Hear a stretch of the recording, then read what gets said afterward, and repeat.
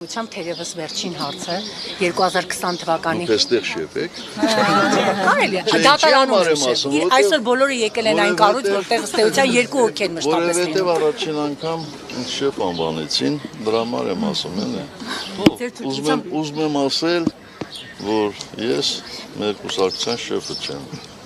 Ես ՀԿ-ի նախագահն եմ եւ պաշտոնաթող հանրապետության երրորդ նախագահ։ Ես ձեր թույլտվությամբ իրենց շեֆը չեմ, լրագրող եմ։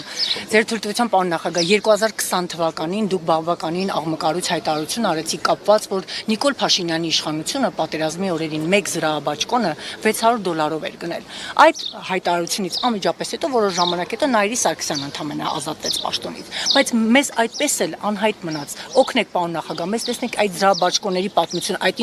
այդ ինչ պատմություն է։ Բարդ պատմություն է, եթե չեմ սխալվում, փաստաթուղթել ենք մենք հրապարակել, այսինքն կառավարությունը ուղիղ, ոնց ասեմ, հա, ուղիղ ճանապարհով, այսինքն կառավարությունը, եթե չեմ սխալվում, կառավարիչի օգնականը մեկ անձից գնում է կատարել եւ իմ պատկերացումներով այդ զրահաբաճկոնները այդքան չարժեին,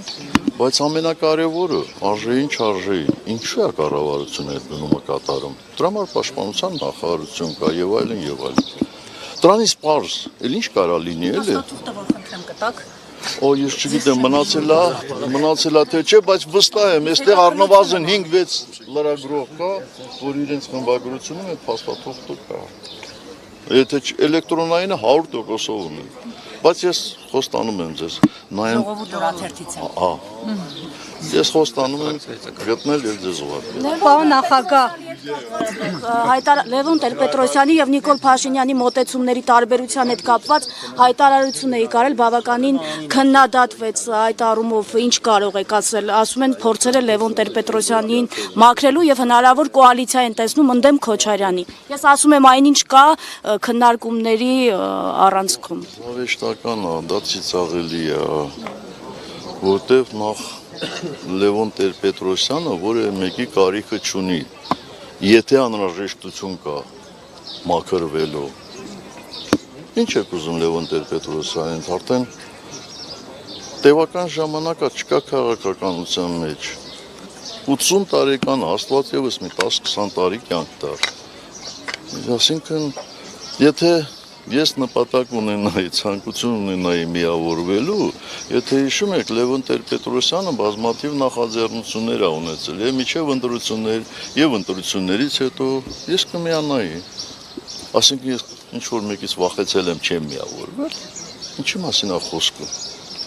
Միշտ պետք է լավին լավ ասել, վատին էլ վատ։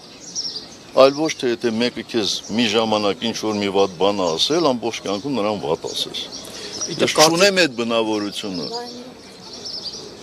Չունեմ այդ բնավորությունը։ Իդեպ այս թեմայով պարոն Սարգսյան շատ է խոսում, որ դուք Տեր-Պետրոսյանի հետ ավելի լավ հարաբերություններ ունեք, չնայած որ 2008-ին Տեր-Պետրոսյանը ձեր դեմ էր պայքարում, ինչ ասես ասում էր, քան երկրորդ նախագահի հետ։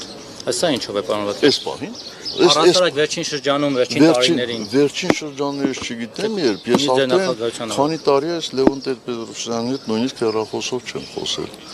Այդ ով է հնարել։ Եվ հետո ինչու պիտի հակադրել իմ հարաբերությունները Լևոն Տեր-Պետրոսյանի հետ, իմ հարաբերություններին Ռոբերտ Քոչարյանի հետ կամ մեկ ուրիշի հետ։ Ասում նույնիսկ աջակցում եք կամ ֆինանսավորում եք իրենց ընտրությունների ընթացքում լավ հարաբերություն, այսպեսի մամունում հրապարակումներ են։ Դե գիտեք, ես չգիտեմ դա ով է ասում, ով որ ասում է, երևի ինքը շատ ֆինանսներ ունի, եւ կարող է էլի սենց արձախ այդ ֆինանսները բան ասել։ Ես այդ հնարավորությունները չունեմ։ Բայց ասում եմ մեծ թիմ է։ Պարոն նախագահ, դա ասում են։ Պարոն նախագահ, Ասենք ձեզ էլ են ֆինանսավորում, դու էլ ինչ որ թիմում աշխատում։ Պարոն նախագահ